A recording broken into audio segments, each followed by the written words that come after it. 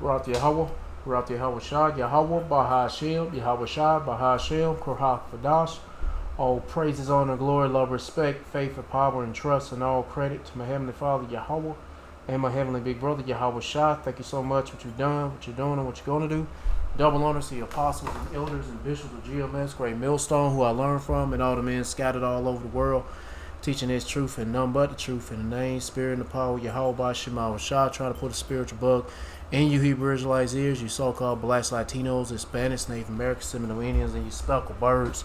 And was a speckled bird that be a Hebrew Israelite that look like some of the heathen nations, like for example, a Hebrew Israelite that look like a so-called white person or so-called Chinese person, etc., etc. Got some videos lined up on what's going on in the world. We're talking about this oil crisis or fuel crisis. Anyway, I'm going to play these videos and I'm going to get into the scripture my best ability, say whatever God say through the spirit and power of Yahweh by Shema Shah, the Holy Spirit, the Krahak Kodash, Lord, want to be on me. Let's get it. Fuel protests are spreading across Africa as the crisis deepens. Sharp rises in petrol and diesel prices have triggered violent clashes in Kenya and the Comoros and strikes in Mozambique. Governments are scrambling to respond. In Kenya, a more than 23% increase in diesel prices last week sparked nationwide outrage and widespread protests. DW's Felix Maringa reports from Nairobi. The rising cost of living has brought Kenyans back onto the streets. This time, strikes and protests over the price of fuel in the country. Demonstrators burnt tires and blocked roads, calling on the government to cut their costs. The protest turned deadly as police responded with force, leaving 4 people dead and 10 injured. Hundreds more were arrested and later released on bail. The strike was called by the public transport operators, ride-hailing apps and truck drivers. They vowed to ground their vehicles, demanding better fuel prices. They do not want to hear the citizen when we say that the petroleum diesel is too much for a common person in Kenya. And in a day when someone works, you do not know the amount of money in which they pocket. And when they raise the taxes, they do not see our pockets, they only see theirs. We import our things through our own ports. Our neighboring country like Uganda, the fuel is cheap and they don't have ports. They import their fuels through Mombasa port. So we're asking this question, how come the fuel in Kenya is more expensive more than Uganda and Ethiopia and Tanzania? Those prices, they are not matching. Most of the people, they're depending on fuel, they're depending on diesel. And we can't do what we are doing today when the price of fuel is above. That's what people are in the road striking. Then the government held out an olive branch to end the standoff, a 7-day strike suspension for talks. The strike that is ongoing is suspended for a period of 1 week to provide an avenue for consultation, negotiation between the government and the stakeholders. Shops had remained closed in Nairobi's central business district. Business owners were left counting losses after some of their premises were broken into. For Kenyans who are barely surviving, the protests are a red card on the government's responsiveness to their rising cost of living. The nation seems to have stepped back from the brink, at least for 7 days, but many Kenyans remain skeptical that the backroom negotiations will bear much fruit. There's public disappointment that commuters are having to pay more for their transport needs. For the operators, this could be a chance to negotiate better fuel prices at the pump. And today's apparent normalcy will be short-lived should the government and public transport stakeholders not find agreement within the week. Right, Felix Maringa, my colleague there who filed that report, sat down with Ndindi Nyoro. He's a member of the Kenyan parliament. He was elected with the UDA ruling party, but has since broken ranks. Felix asked him, what are the reasons for the high cost of fuel in Kenya? As Nyoro earlier said, that it is not the crisis in the Middle East. We have had crisis. There is something called scenario management, and also where you try to simulate what could happen to the economy at a particular point in time. And if you look at, for example, the year 2022, we had the same kind of disruption in supply chain of fuel. In fact, crude was more expensive then than now. But pump prices in Kenya were cheaper because there were interventions that were done. That is what needs to be done immediately. Because the trade-off you'll have as an economy is to look forward into spending some retro money to safeguard the future, that is medium-term and long-term fundamentals of the economy, or then letting the economy run itself, and then you'll have so much to deal with. So I think in terms of interventions which I've given, one, what needs to be done is lowering VAT. In the meantime, the current 8% should go to around 0. We exempt VAT currently, at least in the intervening period. There is something called fuel levy here. That is money that is used for roads. And we need to hive off around 7 shillings from that levy. We need to reduce the margins for those people who are dealing in oil by around 4 shillings. And we I'm going to stop right there. If you want to watch the rest of it, they go to the title of it, they go to the channel. Let's move on to another video. I don't know where this is located. I guess it could be Australia, or either it's Australian news, but they're probably reporting a global fuel crisis instead of a fuel crisis just in their country. I don't know, but let's see what they say.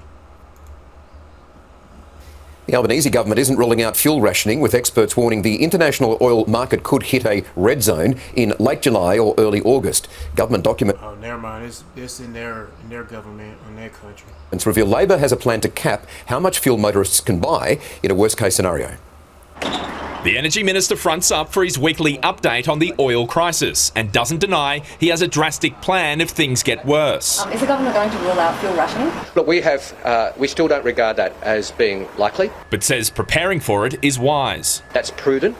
You know, this is a volatile world. The International Energy Agency warns things will get worse unless the Iran war ends soon, as European summer travel season will increase demand on jet fuel. We may be entering the red zone in July, August, if we don't see that there are some improvements. The Guardian has obtained Department of Energy documents under Freedom of Information, showing the Albanese government has considered a worst-case scenario with a rationing rule that imposes a maximum transaction value per vehicle per day. The important thing for Australian motorists is to know not to panic. There's a lot of fuel in the market. Australia now has 43 days of petrol, 38 days of diesel, up 2 on last week, but jet fuel has dropped down to 31 days. Tonight, a further 48 cargo ships are on their way to Australia with 3.4 billion litres of fuel. Despite that, frustration is growing inside the government at the slow pace of negotiations to end the conflict and open the Strait of Hormuz. I'm not going to provide a commentary on Donald Trump and other players. We want the war to end. Let's go live to Josh Martin in Canberra now. Josh, good evening to you. Staying with politics for a bit, a new poll suggests federal parliament will look very different after the next election. Good evening, Michael. Pauline Hanson would be the opposition leader in 2028 if this... I don't want to hear that shit. I don't give a fuck about that politics and shit. Damn sure don't give a fuck about politics in that country. Let's get to the next one. Video. The energy crisis cannot be overlooked in Asia. The problems in the Strait of Hormuz are hitting the region particularly hard. That's because a large part of their energy imports comes from the Gulf states, but no longer. The economic consequences are considerable: supply bottlenecks, long queues at petrol stations, and production stoppages. In some countries, even the rice harvest is at stake. At the very least, prices are rising. If the conflict continues, a region that has previously enjoyed dynamic growth could abruptly slow down. In a scenario in which disruptions to energy markets persist into early next year, kind of a worst-case scenario, regional growth would be lower by 1.3 percentage points over the period 2026 to 2027, and inflation would be 3.2 percentage points higher. India, for example, must import almost 90% of its crude oil, and much of this comes from the Gulf states, as does around 3/4 of its imported gas. Oil and gas are now in short supply. Restrictions have been imposed on industrial use, a disaster for energy-intensive industries such as glass production. When there is a 20% drop in the gas supply, it forces us to cut production by about 40% because our furnace was made to operate at a specific fuel level to function efficiently. So we are operating at a 40% reduction of our production capacity. The Indian government says the energy supply is secure, but prices are rising dramatically. Restaurants have had to close due to lack of gas, and although India is expanding renewable energies, the supply shortage is again making coal more important. Even see what is happening in our kitchens in rural India. Now, because we don't have LPG, to that extent, it's not reaching the villages. They're shifting to coal, which is very valid. But what can you do? You have to cook your food. So, therefore, it is that in immediate future, and if these conditions prevail, perhaps the use of fossil fuels like coal is going to go up. Bangladesh has been one of the countries hit hardest. Diesel has also had to be rationed there, even for farmers. Farmers really need a lot of fuel this season for their rice paddy irrigation. The government has set guidelines that we're sticking to, but we know it's not enough for the farmers. There's nothing left for this rice farmer today. Like everyone else, he needs diesel for his water pumps. The young rice plant's development depends on irrigation. Many fields are already too dry, he says. Is there a threat of crop failure and famine? In the ASEAN states, almost 40% of oil imports come from the Gulf region, as do 62% of gas imports. And now? When LNG prices go haywire and countries are simply unable to afford or unable to procure available LNG cargoes, they're going to turn to alternative fuels for short-term responses. And in many cases, that's been coal, like we're seeing right now. So, more reliance on coal in the short term, but not every country has it, and other fossil fuels such as gas and oil now seem less secure. Is this a chance for renewables? The only good thing, or in the long run, it is that somewhere the renewable energy will become more affordable. And the moment it becomes more, or even it's able to compete, or it becomes cheaper than the conventional, then the next step will be, what is the capex? The midterm will be the subsidies shifting towards that, and long term will be that everyone will move towards renewable sources of energy. In the long term, the crisis could therefore benefit renewables, but not everywhere. Every country has different needs. Japan, for example, imports much of its energy from the Gulf region. It has hardly any raw materials, but as an industrialized nation, it needs a lot of energy. Japan is already trying to become less dependent. But the expansion of offshore wind power has not worked as planned. Investors withdrew. More than 10 years after the Fukushima disaster, nuclear energy is also set to be expanded again, but the reactors are old. Despite its support for Ukraine, Japan feels compelled to participate in a Russian LNG plant. In the current crisis, however, the Prime Minister is promising the equivalent of $10 billion in support for the region. Thailand has suffered a price shock. Its entire energy supply depends almost solely on imports. Thailand has only little coal, and it's mainly uses gas for power production, but you need oil for mobility. And for many industries, of course, for logistics, for the agricultural sector, which is very huge and important here, for fisheries, and people working in this area now, they feel the pinch immediately. The same applies to the Philippines. All right, I'm gonna stop this video. I'm gonna let this. I'm gonna stop the video. If you want to watch the rest of it, there go the title of it. It's just going down, talking about what's going on with all these countries in that region, and in East Asia. Yeah, and they getting hit up by them plagues, man. The lack of fuel, but it's done deliberately on purpose. Yeah, pretty much to usher out that chip implant, the mark of the beast.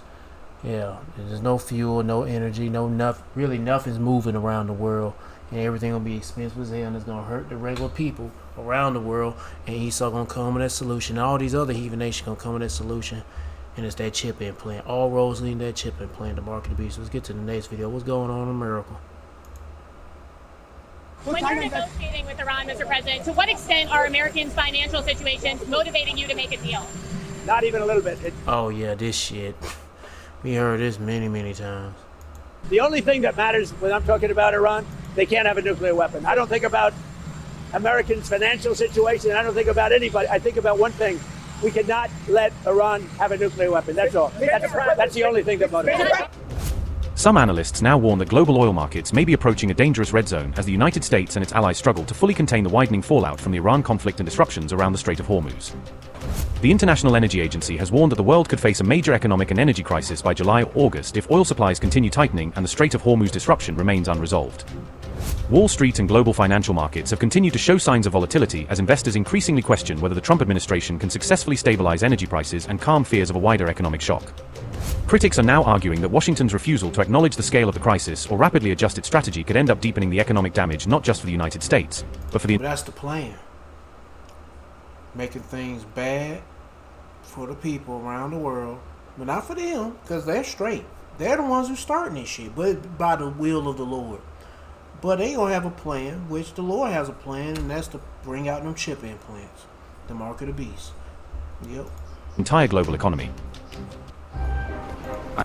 Damn, I just started the video, now they're gonna give me an ad. My heart's fine. I'm only 40. Ignoring your heart health risk is no... Oil markets swung sharply throughout May 21st as fears surrounding a possible prolonged closure of the Strait of Hormuz continued to send shockwaves through global energy trading and financial markets. Brent crude prices briefly surged above the $109 mark on May 21st before dramatically reversing course later in the trading session as investors struggled to assess the scale of the unfolding crisis. Despite the sharp intraday spike in prices, oil ultimately closed down 2.3% at $102.58 after an extremely volatile trading session that reflected deep uncertainty across global markets on May 21st. These developments were reported by Iran International on May 21st, as concerns continued growing over the economic consequences of disruptions around the strategically critical Strait of Hormuz. According to reports, traders across global markets struggled to accurately price the potential impact of continued disruptions in the Strait of Hormuz amid fears of worsening supply shortages and geopolitical escalation. After oil prices reversed from their earlier highs, the Dow Jones Industrial Average reportedly rebounded strongly and surged by 276 points as some investor panic temporarily eased on Wall Street. The S&P 500 also... I don't give a fuck about no stocks and all that shit. Anyway, if you want to watch and listen to this, if you into that stock market stuff, I haven't played none of these videos, so I don't know what the hell I'm going to expect to listen to. All I want to hear is bad news about the oil and bad news for the world, including bad news for Babylon. And I pray the time come speed up, and all you people, you heathens, all you 2/3 niggas, goddamn kill each other for whatever you needed, whatever this is wanted, not needed, is wanted. Shit, I just want this shit to come to an end. I just pray the Lord have mercy on you. You better do the same for yourself. But here's the title of the video. They go to the channel right there, which you can't hardly see it, so I won't even bother even trying to look back at this. Let's see what this is about. Guess what, Kurt? I don't know if you know this, but California's about to run out of gas. What? But we're doing so well in Iran. What? You think I'm kidding? Here we go. Well, we have an update on California's oil and gas situation as state leaders get ready for prices to go up even more. And California's relying on more imported fuel than ever right now, a situation made worse by the war in Iran. So my first question is, why does California rely on imported oil? If you drive up and down the coast of California, which I've done many times from Los Angeles to Monterey, you see nothing but oil wells in the ocean. There's oil everywhere. We're an oil-rich country. I think we have... Yeah, but they say it's different type of oil. Heavy oil that we pump, or not we, what America pumps, but they have to take that oil and get it refined somewhere else, but not here. I don't know. Anyway, there's different types of oil, just like there's different types of gold and different types of steel. There's different types of whatever the fuck. Anyway, more oil in America than anywhere. Am I wrong about this? I thought we had so much oil. Like they were touting it, weren't they? We export. Surrey, does the United States export oil? Yes, the United States exports oil. In 2021, the United States exported about 8.6 million barrels a day of petroleum to about 176 countries and 4 U.S. territories. The United States has been exporting more oil and petroleum products than it imports since August 2021. So why 8.6 million barrels of oil a day the United States exports. So why do we import oil at the same time? Why would you put oil from another country on a ship, ship it across the ocean to our country when we already have oil here that we're sending someplace else? Was it to China to make up for the fact we fucked up Iran and now we got to give oil to China? No, they've been doing this. They've been doing this since 2024. I mean, for a while. No. Anyway, it's crazy. What about Venezuela? Is the oil helping from kidnapping the president of Venezuela? Is that helping us? I thought we got oil. I thought we got Venezuela. I thought we got the oil. What is going on? Why is the United States exporting oil and then importing oil? Because oil all gets sold at the same price. It's not like, well, we make more money when we export it. No, oil always gets sold at the same price. Am I wrong about this? There's the international market for oil, just like gold. It's all at the same price. So what? So again, so this is another example of how in the United States, the billionaire class, capital, is above the government. That's all. This is another. But anyway, I don't ask Grok. Why does America? Can you ask Grok, Misha? Do you have time? Or are you busy? Can you ask Grok why does America export oil if it also imports oils? And then you can tell me what Grok says. Here we go. Let's get back to this. Here we go. Well, we have an update on California's oil and gas situation as state leaders get ready for prices to go up even more. And California's relying on more imported fuel than ever right now, a situation made worse by the war in Iran. Governor Gavin Newsom's administration says it's working on a plan in the event of gas shortages. Now, this was at the center of a hearing at the state capitol today, and KCRA3 political director Ashley Zavala joins us now. Ashley, what's the plan here? Yeah, this was kind of a last-minute hearing that was organized this week. State energy officials said California basically has enough supply to meet demand for the next 6 weeks if the Strait of Hormuz stays closed. Beyond that, there are a lot of questions. This hearing was in the Assembly's Energy and Utilities Committee. In fact, it's still going on right now. It included Governor Gavin Newsom's top officials who monitor the oil and gas industry, notably California Energy Commission Vice Chairman Siva Gunda. Western States Petroleum Association President Jody Mueller was there, along with the UC Berkeley energy expert Severin Borenstein. Everyone agreed the war in Iran is making the state's gas price situation worse, while also agreeing California is relying way more on foreign countries for oil, which makes the state vulnerable to price spikes. Gunda specifically was... They had an emergency meeting because I guess they didn't see this coming. Well, they're not that good at planning like water for fires, and I can see that. Emergency meeting. You waited until you had 6 weeks left of oil and gas, and this is the 5th largest economy in the world. Are you going to blame DEI for this, Jimmy? Because I won't stand for it. One of our supporters says, I believe the issue is we don't have enough refineries. We sell our crude to other countries that can process it and sell it back to us as processed fuel. That might be the issue. So the U.S. produces, it's a net exporter of total petroleum, crude oil plus refined products, but it remains a net importer of crude oil specifically. This seeming paradox stems from differences in oil types, refinery designs, economics, logistics, and global trade dynamics. It's not about shortage. It's about... From the #1 rated brand in cordless outdoor power, the Ego 22-inch aluminum deck mower with Select Cut is the most powerful mower. Optimization and profitability. So it's about, and by the way, why does Exxon get to make all the money? You know, if you live in Alaska, Kurt, if you live in Alaska, yeah, I know, you get some of that oil money. They get a check directly from the oil that is pumped out of the ground in Alaska. They get a check. I don't get that in California. Do you get that in Texas? No. Although there's a shit ton of oil that's under the United States land. Why don't we get a check for that? It goes right into it goes into the pockets of ExxonMobil, the billionaire class, the Epstein class, and people who own stock. It doesn't go to the people. We all own that. They give them the grant. They give them the land that oil is under at pennies on the dollar. That's right. Well, because you live in a corrupt, fake country and it doesn't work for you, and everything's a sham. Everything's a lie. Everything's hypocrisy. So that's why. All right. Anyway, I ain't gonna play too much of it. But if you want to watch the rest of this video, there go the title of it. There go the channel. Let's get to this one. Gas prices about to explode. Trump's slush fund is melting the GOP majority. Big Tobacco buys flavored vapes back for $5 million bribes. And is it the end of late night comedy? Good day, this is the Commonwealth Report, news for the public, not the powerful. You can follow us at commonwealthreport.news. It's free. Is the world about to slam into a summer oil catastrophe? The head of the International Energy Agency dropped a bombshell warning yesterday. Fatih Birol says global oil markets could enter what he's calling the red zone by July or August. Here's why. Iran's effective shutdown in the Strait of Hormuz has yanked more than 14 million barrels a day off the world market.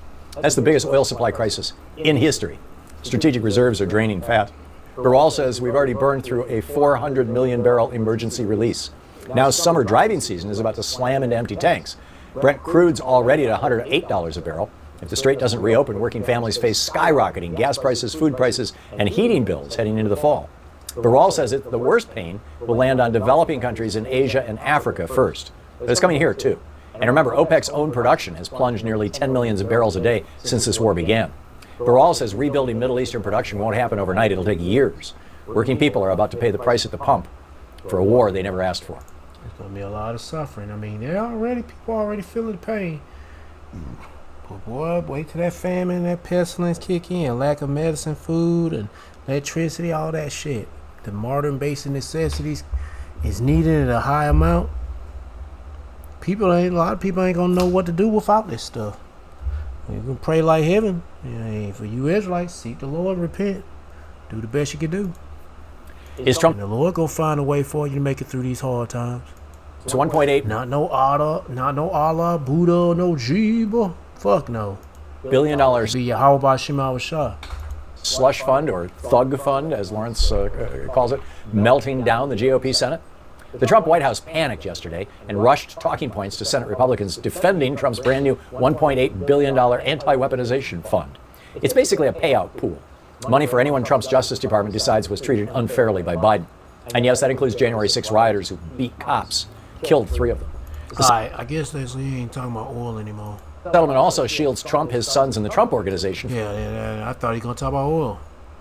I mean, hell, I hate when you get videos like this. You thinking he gonna stay on that one topic, hit a title right there, but then how come he going into other topics?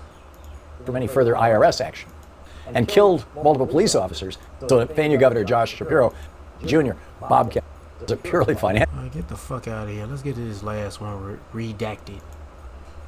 Well, are we about to face the largest energy shock in U.S. history? Our next guest says that's exactly what we have in store for us, and people are largely ignoring the story, or they're trying to cover it up and with some fancy math and trying to hide all of it. Nobody who lives in a real world can basically continue to ignore this, as you see at price at the pump, food prices, etc., across the board. Chris Martenson is an economic researcher and futurist specializing in energy and resource depletion. He's the co-founder of peakprosperity.com and really one of the keenest intellects on X. Which is saying a lot, because there are quite a few keen intellects. There's also quite a few dolts on X, but Chris is at the top of the list on there. Chris, great to have you on the show. Thank you. It's so good to be here with both of you, and a real pleasure to be on. It's our pleasure. There's a lot of topics, and I'd love for you to tell us what you see right now, what you would love to talk about. But at the heart of it for me is obviously this sort of so-called peace agreement that's floating around out there over the past few hours, that there is going to be some sort of framework in place. We just had Joe Kent on, who said he is a glass half full kind of guy. He's hopeful about it. But I sense from your tweets that you're not buying what's being sold to us about this peace agreement, which seems to give up almost everything from the Iranian side and sort of hand it over to the United States side. What do you make of peace that might open oil flows again in the Strait of Hormuz? Well, it's this simple. 73 days ago, we had Trump for the first time come out and say the war is over. And almost there's been this periodicity that people have noticed, particularly people in the markets, that Trump has these market-moving sort of statements that come out. Oh, a deal is near. Iran has just folded. We own the Strait. And every time it seems to dump oil and move markets. So there's a whole component to this which has a side story to it. Here's the deal, though. The United States, within 5 minutes of doing the decapitation strike, was suffering some of its worst military losses since World War II, right? We had 14 bases around the region, got dialed in. Within 2 weeks, the United States was kind of forbidding somehow private satellite companies from releasing actual satellite photos because it would have been embarrassing. And ever since March 2nd, the Strait has been effectively closed, and it remains effectively closed. So a winning country would be in charge of the Strait. Trump just said we control the Strait just today, and it's not true, because if we did, there'd be ships going through it that aren't passing through. So here's the deal. Iran has a lot of leverage here, and they've been preparing for this for 40 years, right? And they've built tunnels and put all their things under deep mountains, and all their military assets. And it turned out we were largely unable to meaningfully deflect Iran from its strategy. And its strategy was to use different levels and layers of missiles, ranging from relatively crude to highly sophisticated missiles. It used up its crappier stuff first, and then it moved into its more sophisticated materials later. And it showed a remarkable ability, Natalie and Clayton, to hit what it wanted to hit. I mean, with extreme precision, okay? And then we came into the ceasefire deal, and Iran's whole strategy at this point, which I totally understand, is just run out the clock. Every day that the Strait remains closed is another 13 million barrels of oil and oil products that aren't making it to market. And this is an extraordinary shock. We can get into that in a minute. So when I see these things, you asked about the peace deal. So the one that just got floated today, I actually think it came off of an obscure Telegram channel, and the Axios angle seems to be dead. So they pulled this thing up, and it was just a wish list of, it was everything the U.S. wanted, right? Iran gives up complete control of the Strait. It folds. It doesn't get any money. All kinds of stuff. And Iran has been very clear. They've always said, look, we're going to have control of the Strait. That's a done deal. You're going to have to pay us some reparations, and we can discuss that later. We're not giving up our nuclear material. And, you're going to have to unfreeze all the sanctions and release our money. So They haven't wavered from those conditions since ever so far. And that's all I can tell you from this point. I don't know what's actually going on, with the negotiators inside, but taking Trump's statements, we're winning, they're losing. And that's not actually what the facts on the ground say.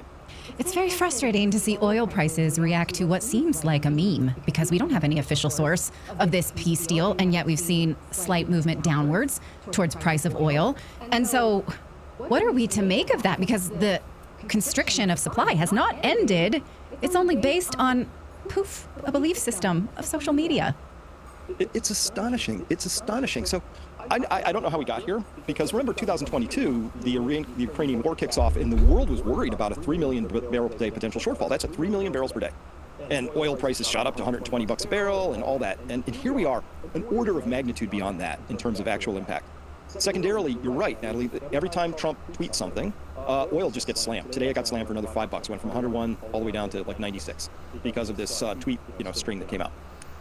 And what's amazing is, so you have the tweet moving oil 5, 6, 7%, usually to the downside. And on the other side, you have Fatih Birol, the executive of the International Energy Agency, saying this is the worst energy shock forever. We're running out quickly. You have top commodity analysts at JP Morgan, Goldman Sachs. You've got Jeff Currie out of Carlisle saying, wow, we are weeks away from tank bottoms. You have Exxon CEO, Chevron CEO saying the same sorts of things. Basically, everybody who's anybody who really knows this business is just running up the red flag saying, wow, we are like weeks away from imminent disaster. And that doesn't cause anything to happen to the oil price. But, Trump tweets out, we're winning, and bang, $5. Right. I'm highly suspicious this isn't organic.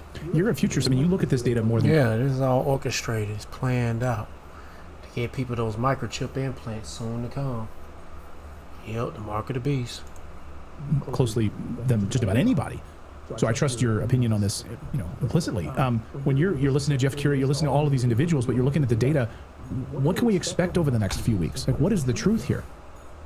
The truth is that the simplest, most elegant chart in all of economics is the PQ chart: price, quantity, and demand, right? So there's supposed to be this relationship. If demand is here, right, and supply is here, you need prices not to make more supply come out of the ground right away, but you need prices to rise so that demand comes down.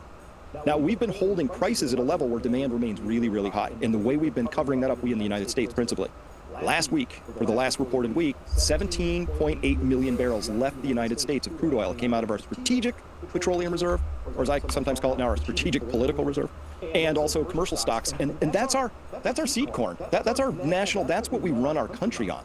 And we're now just selling it at below market rates so that, I think for political reasons, we can make this seem like it's not as bad a thing as it is. How much is left in the oil reserves? And how long can we keep up that charade? Because I've seen you talk about this sort of moving paper around. It's not enough to hide the real story here, and I find that fascinating.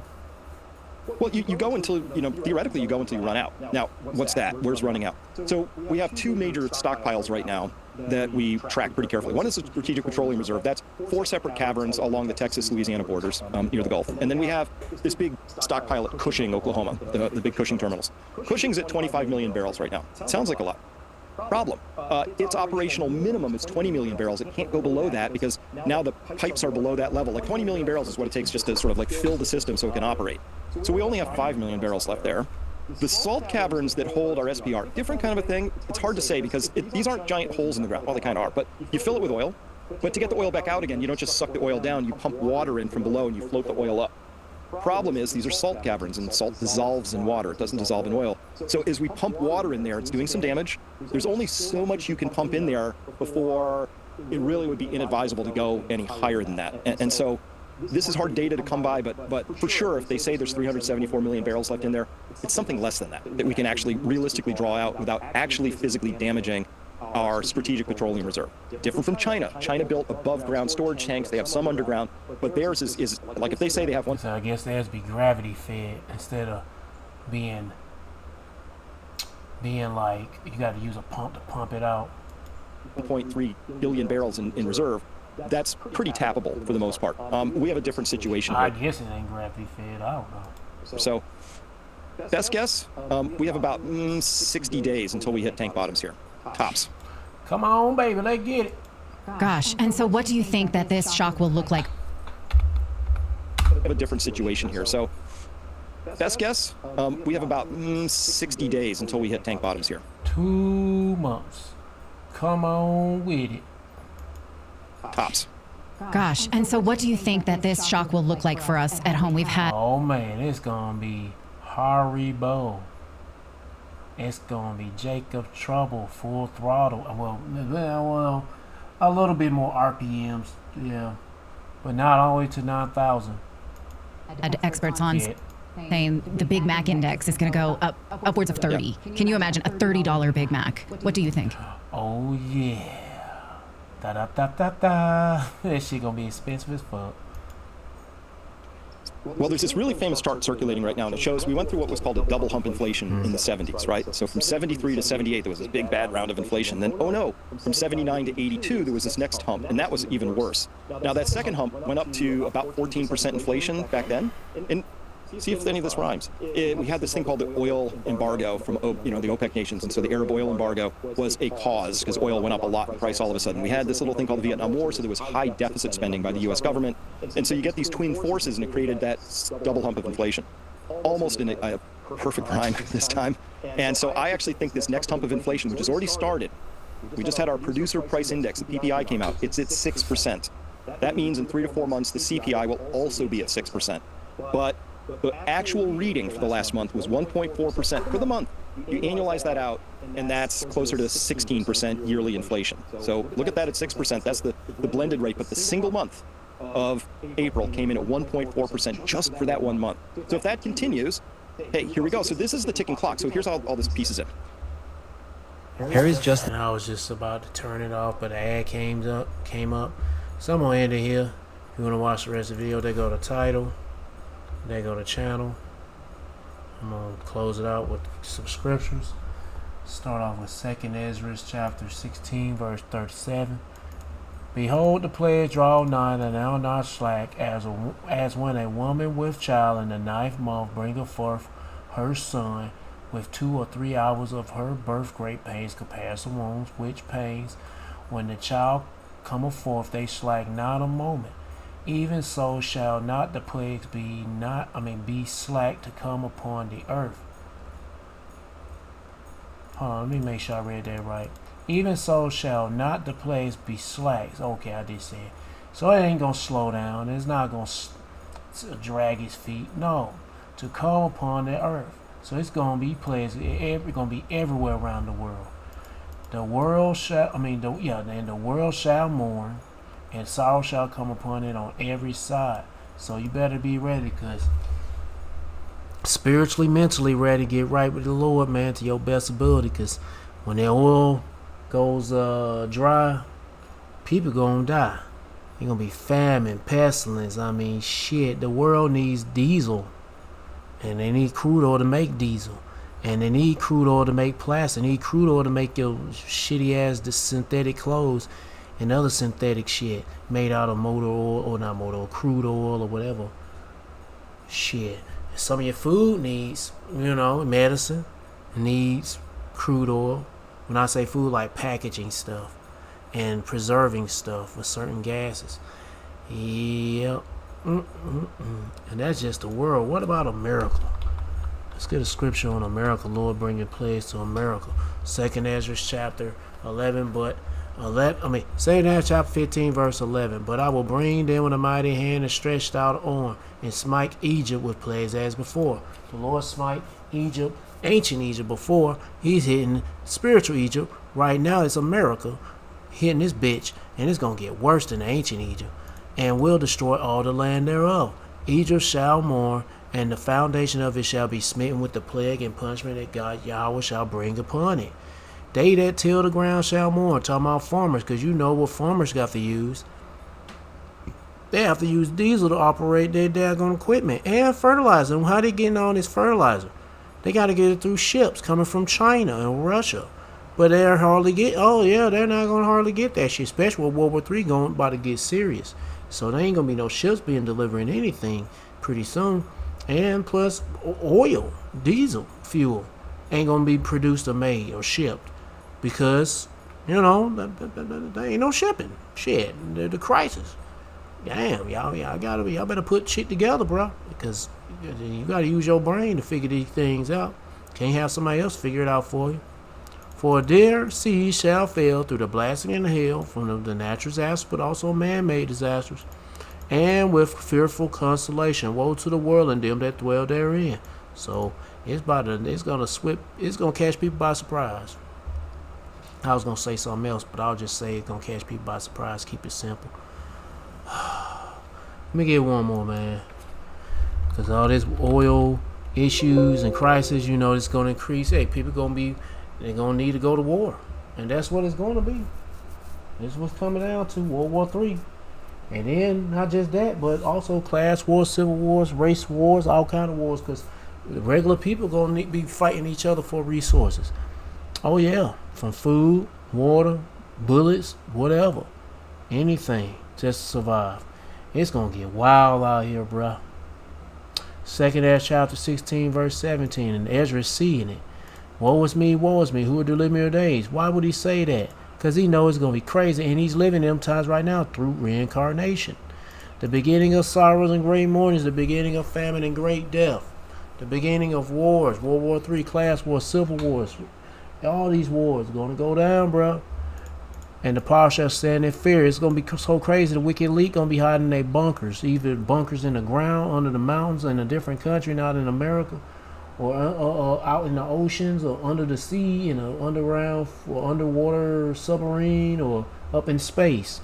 Yeah, they got a safe place to be up in space. But won't be so safe when the Lord returns. Nope. But anyway, the beginning of evils. What in ill times? What shall I do when these evils come? Seek the Lord and repent. Behold, famine and plague, tribulation and anguish, and sinful scourges for a minute. But for all these things they shall not turn from their wickedness, nor be mindful of their scourges. So you better, you better be mindful of the times we be rolling into. Yeah. And now seek the Lord by seeking His prophets and take heed what to say. And try to build a spiritual mental relationship with Yahweh Shema Shah.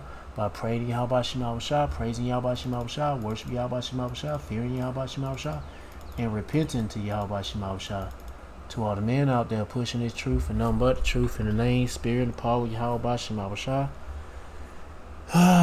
Keep on preaching, keep on teaching, keep your faith and trust strong. Yahweh Shema Shah, stay humble. And for you few sisters out there taking heed, keep your faith and trust strong. Yahweh Shema Shah, stay humble, stay in order with your man. If you ain't got no man, stay in order. Yahweh Shema Shah. Peace and bless to the hopeful elect, and all praises to Yahweh Bahashem, Yahweh Shah. Shalom.